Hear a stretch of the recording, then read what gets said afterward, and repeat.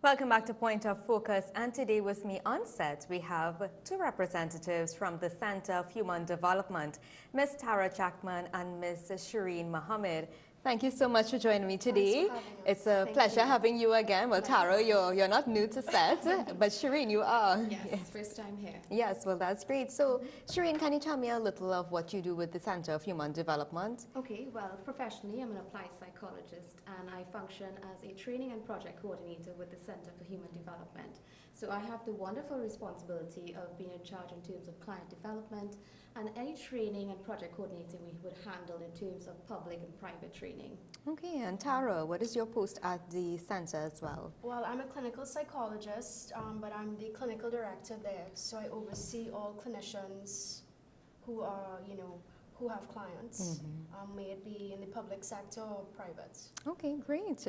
And today, it's really a pleasure to be discussing a topic that's very prominent currently in both secondary and primary schools and adults as well. But in terms of bullying, and I mean, bullying is something that we hear every day. And I mean, statistics have shown that it has increased in the amount of cases that we encounter on a yearly basis. So, Tara, I'd like to ask you from your point of view, or even from the organization's point of view, what really is bullying to our viewers who are looking on? Well, bullying is basically a repeated action, may it be if it's verbal or physical, and it's something that the person is doing over and over to an individual or a group of individuals. And I think it's important for people to understand that bullying is not just a physical, you hit the person, it's, the name calling, gossiping, bacchanal, all of that stuff, all of that is bullying. So it entails a wide It's non-verbal as well. Yes. And Shireen, what are the different types of bullying? Well, bullying exists in many forms. Yes. It's very dynamic in itself. And it varies across situations and contexts. In terms of the different types of bullying, you have cyberbullying, because we have social media and so much technology to deal with. We also have actual physical, direct bullying, again, verbal bullying, bullying in terms of your peers, in terms of in your family, your cultural.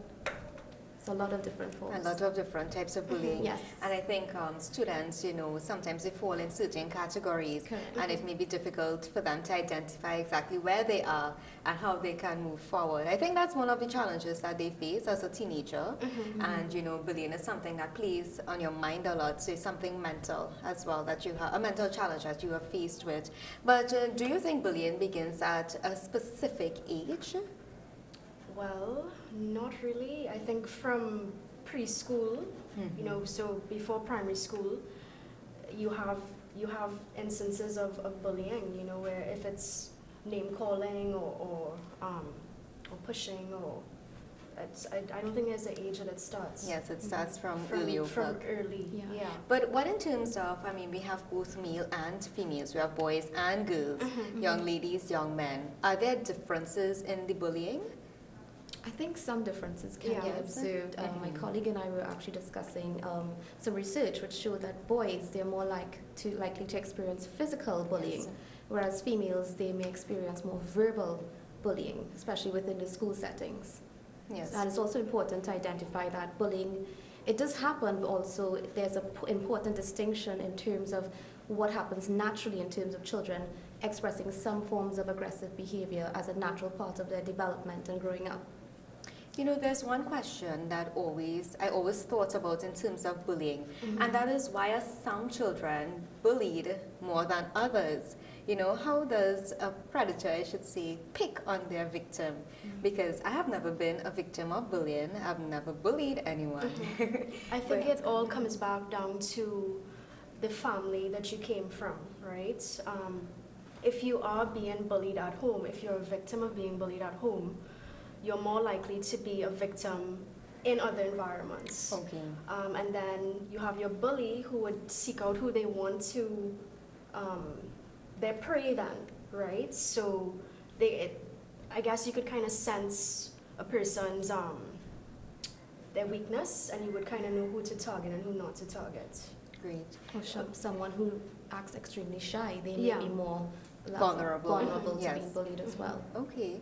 Yes, because sometimes now this is something I observed.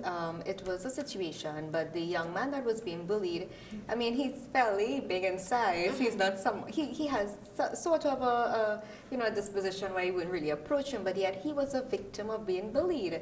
And I find that very surprising because normally someone of that size, you yes, think they wouldn't. yes. You think that, they might most likely bully someone else rather than being a victim of bullying. And it had me wondering, how really is someone chosen? How does a bully choose to come down on an individual? What is, what do they look for? And I'm guessing, as they go on in their daily school lives, every day seeing each other, I guess they observe, the qualities and all of that of the person, and then they're able to, Correct. come down And it's on them. also, when a bully is, I guess, picking his targets, just to say, it's how the person responds to the bullying then. So if I'm going to go by this person and I get away with it, they're going to keep going to that person. But if the person says, stop your nonsense, or goes and tells an adult, which is what you should do, then the bully would know, not interfere with that person. Yes. I think So- also individual differences in personality can also contribute to some people being the bully whereas being the victim. So someone may be more bold in terms of bullying an individual because of their personal dispositions and those things compared to someone else. Even though they're bigger than the other individual, they may be very shy and very calm, whereas Yes. someone else. But in terms of pupils looking on, at situations where people are being bullied, have you ever experienced or spoken to persons in that situation? That have been bullied. No, pupils looking on from Okay. the outer part of the situation, yes. From the outside looking on. A lot of times you find that they do not want to tell. They don't want to go and tell the teacher that, this person in class is being bullied and by the person because they are afraid. And then they do not speak out. And that's what we need now. We need boldness. We want Yeah. our students to stand up for other students as well. So what are your thoughts on that? Well, I think it's, very important that students, stand up for their friends who are being bullied. But as you're saying that there is a fear there, so it's up to the adults, right? So teachers, principals, etc. in the school system to create a safe environment that, okay, it's all right if you say this is what's going on, that you're not going to be possibly bullied yourself. Yes. So I think it's really making students feel safe, and I think that's for the bully and the ones being bullied, because we can't just look at the victims, but we have to look at the bully themselves and Yes. understand why it is they're doing what they're doing. Yes. But do you think that bullying causes problems later on? Later on, just in life in In general. life in general, Yeah. being both a bully and a victim. Yeah, Yes. definitely. What type of, from your experience dealing with bully cases, can you tell our viewers, what are some of the effects you've seen? In terms of into adulthood, Yes. well, it just affects, everything, your self-esteem. It affects interpersonal relationships. Yes. It just affects you, Apart So- from the school area, can you tell us, what I would like to know as well, where else does bullying take place? We have our schools currently, but there may be different places that bullying can exist. Yeah, I think bullying is Everywhere. propagated in Everywhere. every aspect of society. School, work, home. And it's Everywhere. important to know it transcends space, it transcends status, class, everything. But for also our victims, or even persons, parents who are looking on and may have a child who is currently in a situation being bullied, or know a loved one or a friend, what advice would you give to them in terms of letting that child, or advising that child to speak out? Because a lot of times they keep it inside and they're afraid to tell. So who do you suggest, or who would you recommend that they go to? Well, I think before even seeking help outside, I think it's important for parents just to talk to their kids and know what's going on, and have that level of comfort where your child can come and express to you that they are being bullied, Yes. they are bullying, or their friends are being bullied, right? And if, conversations, just have several conversations with them and give them as much advice as you can. And if that advice is not really working, then you need to seek help. Yes. So may it be a counseling school, or just reaching out to the community help that's there. A trusted source. Yeah. And Shireen, for you as well, how do you know someone is a victim of bullying? How can a parent identify that something is wrong, that their child they have been affected just by going to school? Okay, well, if the child may not want to actually physically or verbally want to express it, then it's important for the parent or the persons around that child to be very observant in terms of are there changes in their behavior, their attitudes, their mood, even their emotions, and the way they express things. And maybe even there are changes in their school performance. The quality of friends that they have, their level of social interaction. These are things that parents and persons around an individual would need to notice and be aware of.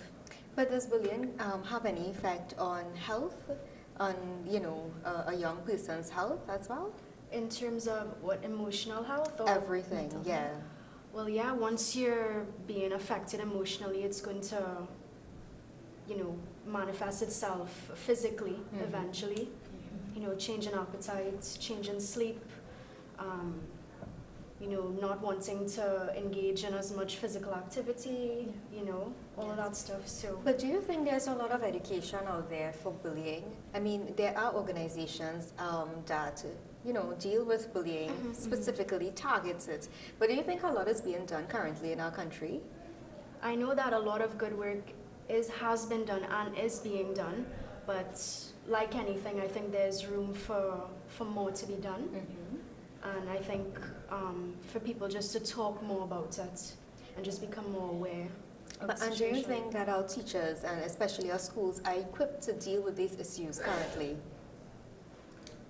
From your observation, I think, there are resources, but again, much more can be given. yes, more More room for support. improvement. Yes, Okay. Definitely. And I think Yeah. it's very important for stakeholders to teach people, to teach children, to teach teachers as well, to be assertive. Not to teach aggression, but to teach people to be assertive in how they express things. And that's a more healthy way of expressing yourself, be it in a bullying situation or any social interaction. And that's a very essential tool that someone could have in their toolkit as they deal with people within these situations. Yes, because a lot of times we have the guidance counselors, but not all schools have guidance counselors. So therefore, our go-to person will be the principal or even the teacher. So I think training is imperative. Whether you're a teacher or a guidance counselor, seminars are very important to attend because these issues are something that are faced on a regular basis. Correct. Right? It's not something annually. It's not something quarterly. It's every Every day. day. Every day, someone is being bullied. Yes. Someone is depressed, someone is frustrated, and it's important that now we are able and better equipped to deal with these issues for our young people because they are the next generation, and sometimes they tend to isolate themselves quickly. They tend to pull out of a lot of these things and separate themselves from even those around them, and I think it also shows a lot in terms of their performance in school and all these things. And one thing I would like to ask. You normally have the person in your class who does the best. Yeah. And sometimes that person may be shy and very reserved, and other kids will pick on that person because, they're always the A student and, always favorable in the eyes of teachers. What advice would you give to students in that position? Well, I think, students in our position, it could affect them in a positive way or in a negative way, right? But on an individual level, some people can take being bullied and others can't. So that person who is, maintaining their grades and doing good, they might not, that's water off a duck's back, So I think it kind of depends. On the on the situation. situation, yeah. Yes. Another person as well. Yeah. Again, going back to their capacity and their level of handling and dealing with those situations. Yes. But again, it's very important to have a trusted person, be it a teacher or a parent or friend, to go to in those situations that that child can confide in and express those feelings. Great. So let's talk more about your organization and what you do in terms of helping and addressing bullying. So Tara, can you tell us more on that? Well, basically, we deal with trauma. So that's anybody that's being abused in any way, so physically, sexually, etc. So especially when we deal with children and youth, bullying comes up a lot. Yes. So I guess some of the ways we deal with someone that is a bully would be different to someone that's being bullied. But it's we take a multifaceted approach in that we involve parents, teachers, everybody in the treatment of this person who's experiencing being bullied or bullying. Yes. So it just depends. But it's but the point I'm trying to stress is, you know, somebody comes into us and they come for therapy. We work with them on self-esteem, you know, anger management, all these things. But when you're dealing with youth, it's not just a one-on-one with the youth. You have to work with the parents, the teachers, anybody that's in their life to see some kind of change and really, you know, help there to be change in the environment. Yes. So it's always changing the environment is one of the Yeah. key Yeah. factors that you look at. And, you know, one question I would like to ask with regards to, you brought up a very important point there in terms of changing your environment. Now, a lot of times, if we look at, there are different types, you know, there are different schools, they're different. You have the more advanced, you have the secondary schools, you have the prestige schools, and you have tertiary education as well, right? And sometimes, you know, it varies. You would find bullying in secondary schools different from those of prestige. So have you ever had cases where the victims of bullying from both schools have been different? Or is it schools, based on the school that you attend, the experience is different? well, I think that's a tough one, you know. I think at the end of the day, bullying affects people no matter what school you're in or what. I don't know. I'm I guessing mean, it's across the board. Like Yeah. I think, yeah. Yeah. I don't think It doesn't matters. discriminate, Yeah. essentially. It doesn't. So it flows right through. And I'm thinking that, you know, the experience will be different because, of course, everyone comes from a different background and you don't know what they have experienced at their Exactly. home, the challenges that they face, and now they bring it into the school and they take it out on the students. So I'm guessing that it will be different, right? And it's something that it's a bit sad, I should say, especially those being victims of bullying, because it's not nice to be picked on. You know, and the ripple effects of bullying it's traumatic to look at. You know, you have depression, and from that you have kids committing suicide.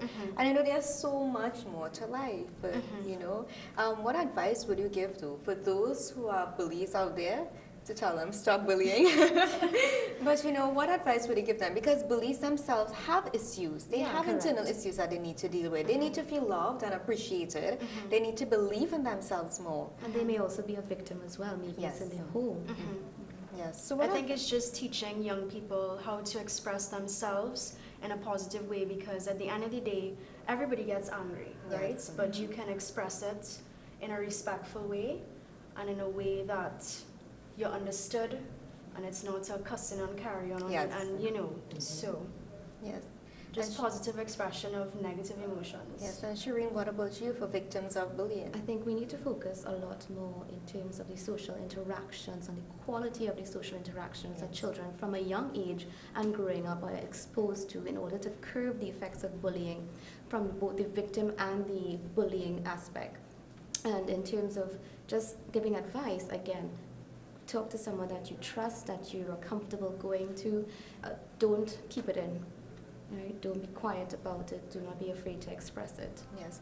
But my last question to you, you think a lot more can be done for bullying to address that issue currently in our country? Of course. Yes? Yeah. Yeah. Yeah. As long as it exists, a lot more can be done. Yes. Yes. Okay, great. Well, I know that you have, are there any upcoming events that your company has in terms of those who would like to, get in contact with you and to get more information in terms of seeking assistance, in this particular area or, any particular area that may help improve their lifestyle or even their teens and young adults? Yes. So as we said, we operate from a very trauma-intensive point of view. So a lot of our training, a lot of our programs are focused in terms of anger management, basic counseling. We do positive youth development. But recently, we also have an upcoming conference on the DSM-5, which is the most recent version of the Diagnostic and Statistical Manual. And I think it's something that's very important for educators, for anyone in terms of mental health and dealing with youth as well, to be a part of and to be exposed to in terms of the implications of its usage, especially within that Caribbean perspective. So we have a conference coming up, and it's going to be on the 14th of March. And we're also going to have 2-day trainings that's going to run from the 15th to the 16th, as well as the 16th to the 17th. Do you have a contact number by which our viewers can contact you? Yes, you can contact me at 374-9996. Can you repeat that again, please? 374-9996. And where will this conference be held? It's going to be at the Sir Warner Allen building in St. Augustine. Okay, great. So this conference is really good for teachers, guidance counselors. Anybody that comes into contact with youth, Okay, great. It's parents, everybody. Everyone. Just Guidance Really, really. officers, social workers. great, and I am thinking that it deals with more of the recent developments that you have or that have been happening in our society in terms of issues and challenges. Correct. Yes, so it's really on how to deal with these issues. Yes. Okay, well that's a great course. I will encourage those who are looking on, our teachers, anyone that deals with young people, leaders, to contact the Center for Human Development for this course that they have, this upcoming course, sorry.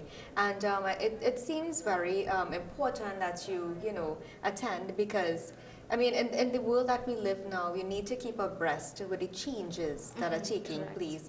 And a lot of it has to do with media. If we look at media, our youths pick up a lot from the reality TV shows that they look at, from Indeed. Facebook, from everything. Everything now is a text, everything is on your phone, there's no really verbal interaction. And sometimes, that's where the problem stems. There's not really much interaction with your peer or even your family, that now when you're faced with an issue, it's difficult to, okay, what do I do? How do I deal with this? And I think, now it's imperative, now is the time, and it's imperative to make a change, and I guess change always begins with us. Correct. It begins with me, it begins with you. And for those looking on, you would like to learn more about this, again, you can contact the Center for Human Development and be a part of this course that you're having. I must thank both of you very much. Thank you. And for the work that you're doing as well. It is commendable, helping our young people in our nation and really educating people. I think it's all about education, knowing that, there are people out there who can help in this situation. You're not in it alone. And you know what? That is what makes a difference. Exactly. Yes. And not being afraid to approach that help as well. Yes. So let's take a short break, but before that, I would like to thank both of you. Tara, thanks Thank you so so much much. again No for being problem. here. Thank you so Shireen, much. I know it's your first time, but It's thank lovely. you for Thank being you. here. Yes, and I would like to have you guys again in future. Yeah, I no know problem. you all deal with a lot of the issues that we face, so it would also be nice to attend one of your seminars, and maybe we can see more of what you do. Okay, thank you. So today in studio again, and since we are on the topic of bullying, we have two young teenagers who are here in studio, and they do a lot of debates in terms of bullying and other issues that our young people face in society. So let's take a short break, and we'll be joined by these two guests. You're watching Point of Focus, and we'll be right back.